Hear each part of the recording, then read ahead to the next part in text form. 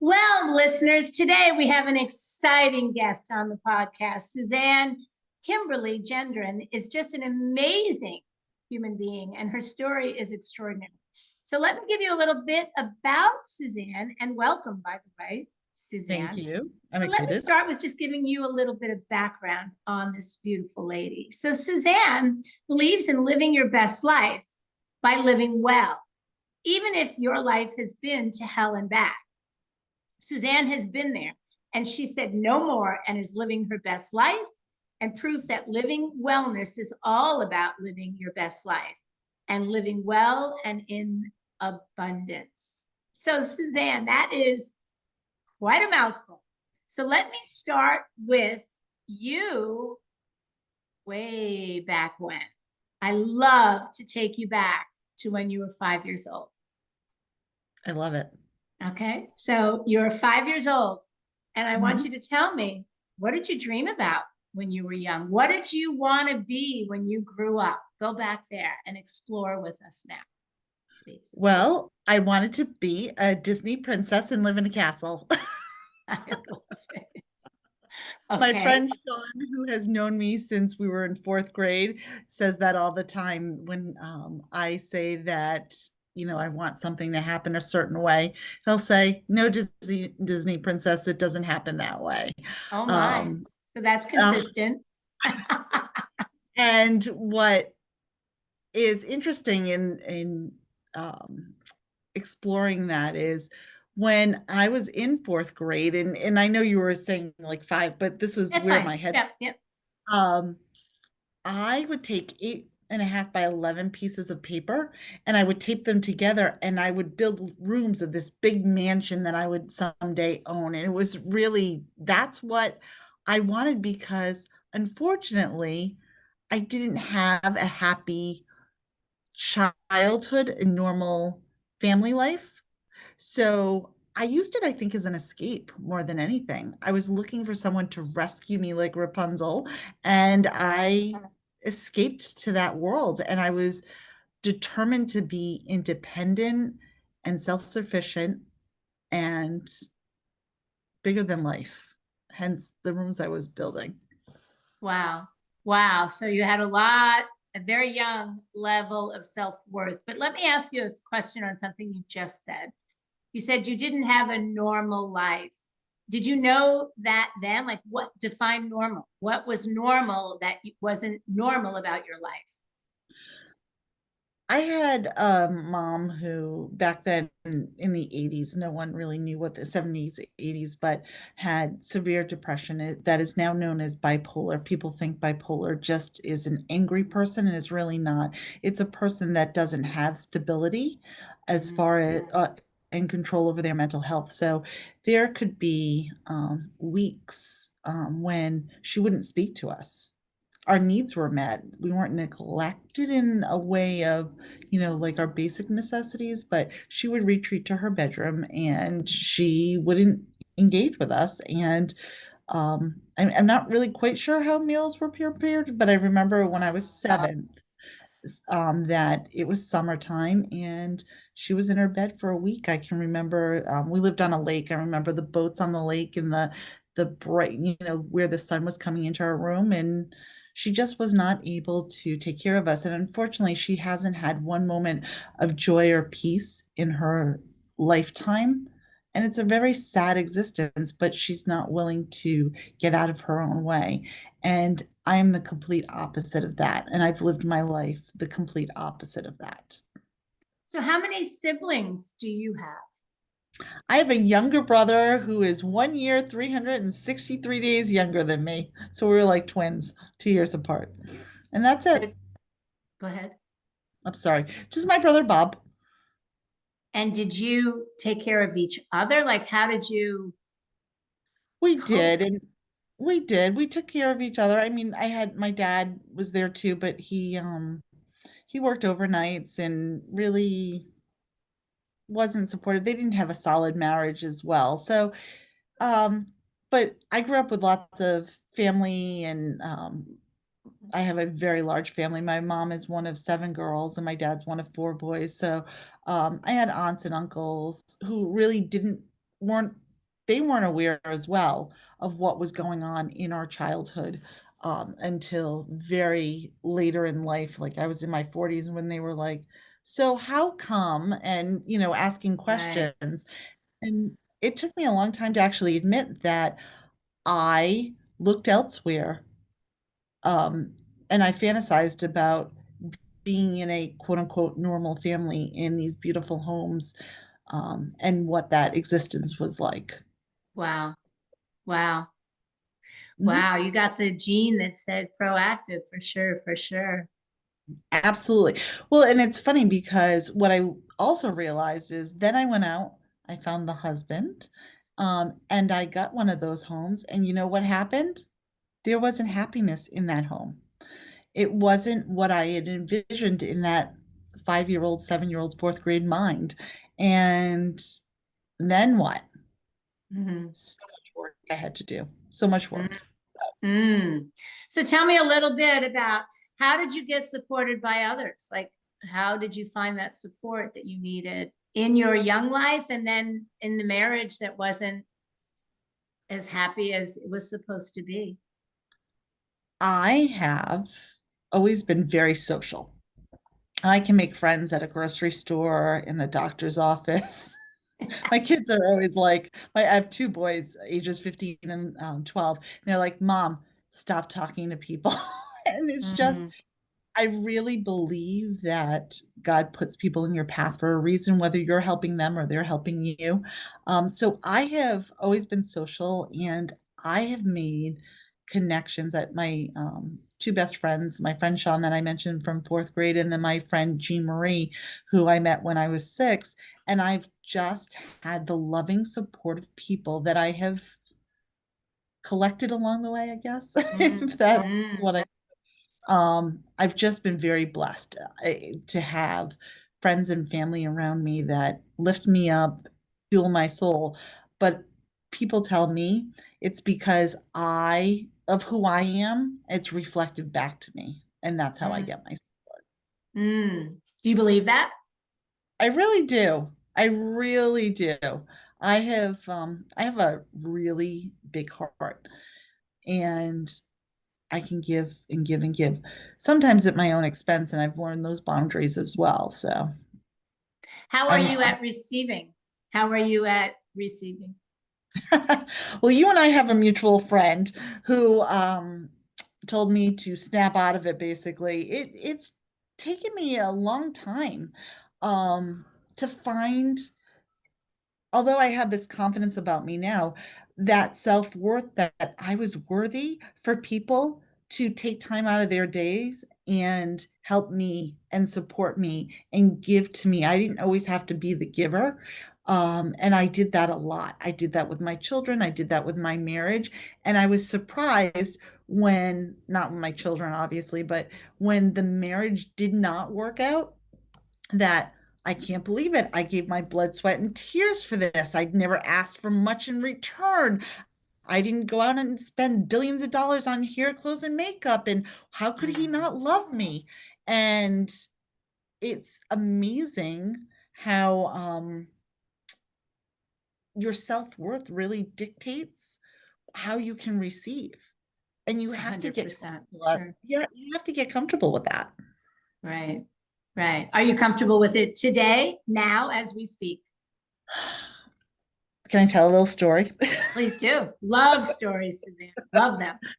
So, I'm not, I'm getting better at when someone says, "Oh, you look great today," and me saying thank you, as opposed to, "Oh God, no, I don't like my hair or the makeup or whatever." But I've recently met a man, and we went on a little weekend. My cousin was getting married, and we went down to North Carolina, and we got up to watch the sunset one morning, and he came out with this gorgeous Swarovski crystal tennis bracelet, just because. And I cried because for the first time in my life, I felt worthy of receiving such extravagance, because again, it's the work that I've done over the past several years that has taken me to this place. But if that had happened, even say a year ago, I would have been like, oh God, no, this is too expensive. What are you doing? I would have analyzed it to death. And now I'm just like, oh, thank you. That was sparkly and beautiful and Oh, the that's most amazing beautiful. sunrise. Yeah. And it is sparkly, and I'm sure it's beautiful. Oh, it's very sparkly. Very nice. So tell me, what is your biggest strength? We all have just one big one. What's your biggest strength? I believe that my biggest strength, and it's something that I didn't realize was my biggest strength again until I really pursued this line of health, wellness, is really having an impact on others with my words and my actions. I have recently started my own podcast, as you know, and I'm amazed, humbled, blown away. I don't even know all the adjectives to describe it when people are reaching out to me and telling me how my topics are impacting where they are right now. And if I think about back over my life with my boys saying to me, Mom, you talk too much at the grocery store, the playground, or whatever. I realized that I've had this impact in this gift my whole entire life. And I've been so damaged from my childhood and what I thought, well, who am I? Why am I the expert? All of a sudden, I'm realizing that yes, my words have meaning. My experiences have meaning. God, that's my thing. I'm not trying to convert anybody, but for me, God, the universe, He has brought me to this moment to help others, and it is the most freeing, amazing, exciting, and I believe that that is my strength. And when my fourth grade teachers or my third grade teachers or any of my teachers were like, she's a social butterfly, and they said it as a negative thing, it really was the essence of my being, and it really was my gift. And I'm now using that gift for uh, things that I are on the horizon. I'm so excited about. You know, how fortunate for you that whether you were negated, stopped, or boundaried by whether it was a parent, a relative, a teacher, a neighborhood, that you were able to bust open that boundary, because that is true freedom, right? Self-empowerment is true freedom. So that's great. So let's take it to today now. And I want to talk about your BHOG, your big, hairy, audacious goal. BHOG, what is it? Or what are they? Well, my big, hairy, audacious goal, I love it, is to be be my brand and be an influencer. I want to be as big as Kim Kardashian. I'm not really a Kardashian fan, but what the heck? I'll throw that number out there. Um, I have come from such a place of darkness over the last 5 years and just my life in general that I know that I was put here for something bigger. And so my goal is really when you say Suzanne Kimberly out there, people are going to say, oh my God, I love her podcast.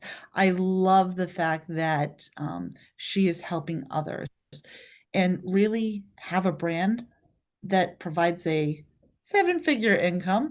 And I can travel the world and show my boys that even in the darkest of places, you can find light and you can go on and succeed. That's beautiful. That's really beautiful. And I wish you all the best on that. There's no doubt in my mind that you'll get there, but I wish you the very best. So, how have you managed a failure? Give me an example of something that you considered a failure, and how did you manage it? Oh, there's a lot of fit. So, one, okay, so I look at failure as this: when you fail, it means you're living, it means you're experiencing, and it means that for some reason you're supposed to go on a different journey. However, you mean after the ugly cry on my knees, You because I'm decide. not, You tell me. You tell our viewers. You tell our well, listeners. I'm telling you that this is not, I don't have like I didn't get up every day and think, oh goodness, there were ugly crying on the floor moments. So I just want to be real about that and clear that it wasn't always this way. But um I for me, my marriage failing, if you ever told me that my marriage was going to fail, I was, divorce was never in my vocabulary. Um, and I didn't choose it. And in fact, when he announced that he was done, I was like, no, no, no, no. We have two children. We can't divorce. Um, and then there was a lot of heartbreak. There was a lot of resentment. And then I had a very strong person in my life hold up a mirror for me and say, is this how you want to go on? Because this story sucks and you're so much better. And a lot of people wondered why we were even together in the first place, because we're like, everybody liked you and couldn't understand how you were with someone who was not as bright and vibrant and kind and caring and fun to be around. So so, but for me, it was like the scarlet letter, because now my children lived in a broken home, and now um I'm no longer married, and how am I going to, recover after that? And it was very embarrassing, especially in the small town I lived in, where there are a lot of two-parent families. And finally, it was really with the you can never stop learning, you can never stop working on yourself. And it really was, I can let this define me, or I can be broken, and I will probably be miserable the rest of my life. But there was that little, I mean, when I tell you little nugget, it was less than a human cell that said to me, you know what? No, Suzanne, you're down. You're like Rocky. The count is coming. But if you don't get off this mat, you are going to be so disappointed in yourself, and you're going to miss out on so much that life has to offer. And they were so right. And when I say they, I mean the voices in my head. And no, I'm Right, not right. crazy. And I did, and it was, and some days I took one step forward, and then some days I took 400 steps back, but I just kept fighting. And no matter where you are, anyone can do that, but they have to just say, the light is coming, the light is coming. So let me ask you this, because there is potentially a listener hearing this story right now, holding on to every word you're saying. Which blows my mind, but yes. So, what would your advice be to that person when you say, you just keep going, but when you can't see that next step, or when you can't identify that one cell amongst the other trillion, like what is your advice to that person? I say take out a piece of paper. Take out a piece of paper and write down all of the bad thing, everything that you think, my life is the worst. I can't be like Suzanne Gendron. There's no way. That woman is too happy. She had too easy of a path. Take out a piece of paper, write down every negative, like my husband left me, I can't pay the electric bill, I didn't go to college, my car won't start, whatever it is. Then I want you to flip that paper over, and I want you to write down, and I don't care if it is you opened your eyes this morning Mm. and got out of bed. I want you to write, despite all of that, what what are your accomplishments? And when you tell me you don't have any, have you ever missed a meal? If you're listening to this podcast, I'm almost going to guarantee that in your lifespan, whether for me 51 years or 2 years, you have not missed a meal. If you can hear this podcast, if you have the luxury and the blessing, that's an accomplishment. You have not missed a meal. If you have a job, whether or not you like your job right now, and you get a paycheck, you've done that. Start there and then rewrite your story. Take both of those and rewrite. Vision where you want to go. If you don't know where you want to go, you're going to be stuck in this place. So then on a separate piece of paper, write your new story. Where are you going? What is getting you off the couch today? Are you going to just be able to pay the electric bill without worrying about it for 12 months? Write that down. Mm. Are Mm. you going to build a 7-figure business? Write that down. Are you going to just tuck your kids into bed every night? Write that down. What is your story? And You know, then it's so true, Suzanne, because we live in a, in a first world. And when you hear about real problems, I always think about, well, do you understand what a third world country is like living in? And yeah, that is phenomenal advice. and it doesn't even have to be a third world country. I mean, we have people right here in the United States who are living this existence. My cousin is a third grade teacher in the not nice section of Providence, Rhode Island, and her kids come in and tell her how they have pets that visit them at night, pet rats in their house, in their home. That's how they live in this poverty stricken neighborhood. And they're refugees that have crossed to come over for a better life in the United States. Their parents don't speak a lot of English. And these kids are, and I'm like, I can't imagine my child going to sleep and there could possibly be a rat coming in their house. We have problems in this country. That's a whole nother segment that we could do, Michele. But going back, circling back, and because I don't want to get too far off the topic, is even if it's that bad, one thing a day, even as 1 minute, one. And if you can find somewhere where you can meditate, I'm really bad at meditating. I will tell you that. But I will tell you, I do it in the shower really well because for some reason, I I shut everything down and I can hear what I want, where I want to go. That's Or interesting. isn't it? Or Yeah. I'll get a tune stuck in my head and I'm like, why am I singing, um, Angels We Have Heard on High or whatever. So find some just to tune everything out, to take that 60 seconds and say, you know what? I'm going to focus on making my future bright and then take it from there. You are still going to have struggles. So I don't want you to think that, okay, tomorrow I'm going to get up, I'm going to be Pollyanna. I'm not going to have struggles. You are going to still have struggles with it. But every day build on that and you will find success. That's a great point because I do believe that people think that there are people that have no struggle. And contrast is, what the physical world, and if you are living in a Christian lifestyle, you realize that contrast it's biblical. I mean, it's everything. So, but I love the fact that you can, my word, reframe from this to that. Um, I love that. But I also appreciate and respect the fact that you're making it very clear there's no Pollyanna. There's no. So go back to that little girl that wanted the castle and got the castle, and then the castle fell, Mm-hmm. right? So your big BHOG is to be an influencer.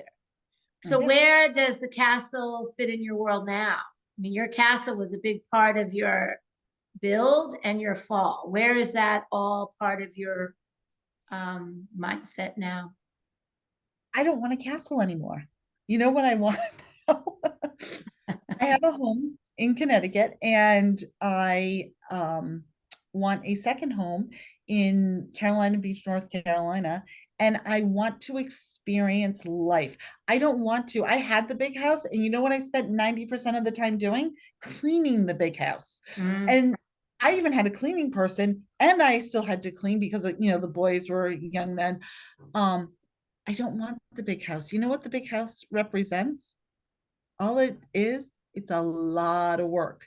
And you don't fill those rooms are not filled with love and excitement and joy. Right now I live in an 1,100 square foot house with my boys because that was the one I moved into after the divorce, that I was like, I'm comfortable at this level, not Mm-hmm. having too much on my plate.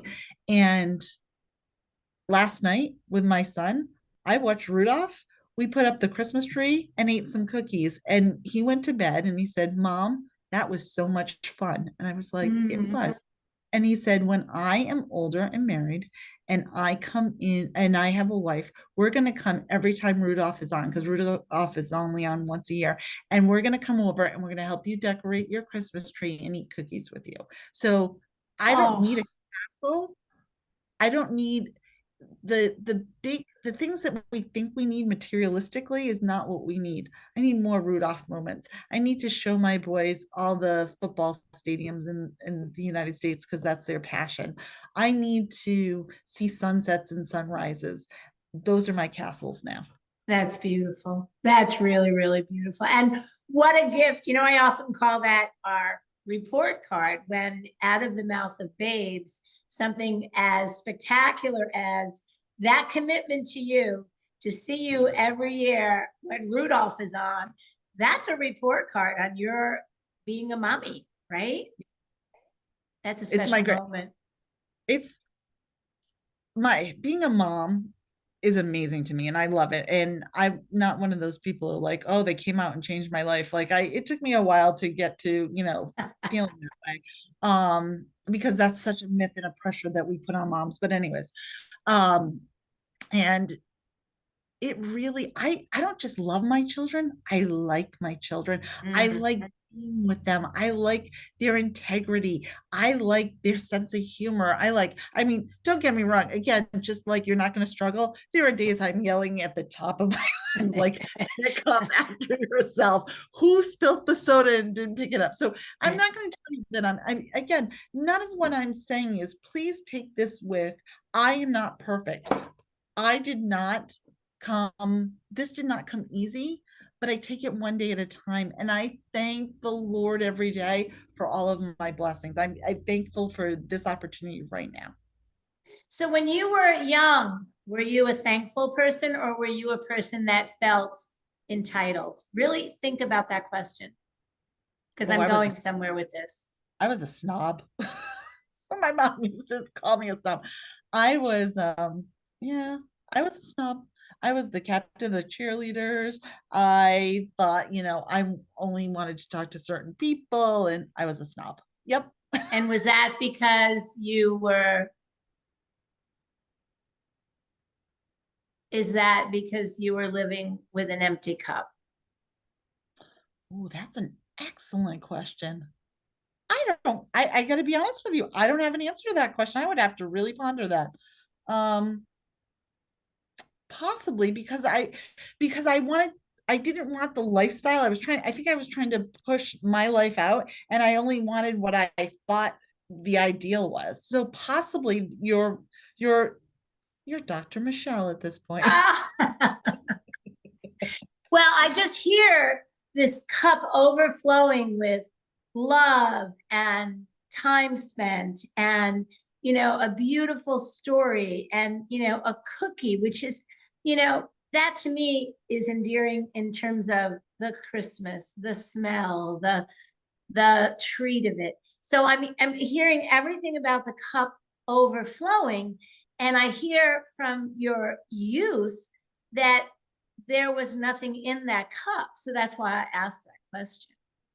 Yes. And even to the point where I chose the life that I chose based on I wasn't going to repeat the existence that I had. And in fact, my brother criticizes me sometimes. He's like, and I should give it, I had two very loving parents. They just only had the availability to give what they could give based on their circumstances. So, And, I want to stop you right there for a second because here's what I truly believe about being the child at mhm, any age, being the child. Your parents can't give you what they don't have. And everyone correct. needs to hear that. And I know as a young woman that, we expect them to be everything because they're our parents. And at some point we get it. And then at some point they become the children. I mean, I'm old enough. Both my parents are gone now, but I will tell you at the end, I did everything right. Was Mhm. it easy? yeah, selfishly, it was super easy because when they were gone, I was free. Right, And exactly. so, you know, our parents can only give what they're capable of giving. And for you, Suzanne, as a parent, right, and someone that is learning, if I can use that word, to receive more, know that you can only be the best you can be as a parent. Like, that castle could turn into that dream look of a parent, or that dream look of the perfect person in a relationship. I heard this once and I never forgot it because I can't stand the word perfect, because I laugh. I'm like, what a waste of time. So Mhm. I believe perfect is as good as you can be right at this very moment. Correct. And what brings you joy?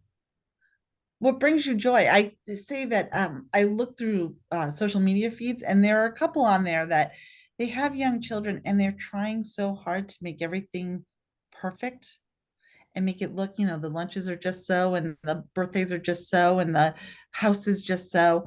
And I'm like, are you really happy doing all that? If it really brings you joy to do all of those, over the top things, but does it really? Or are you Well, just in trying your to? situation, the snotty cheerleader that wound up with the big house, right?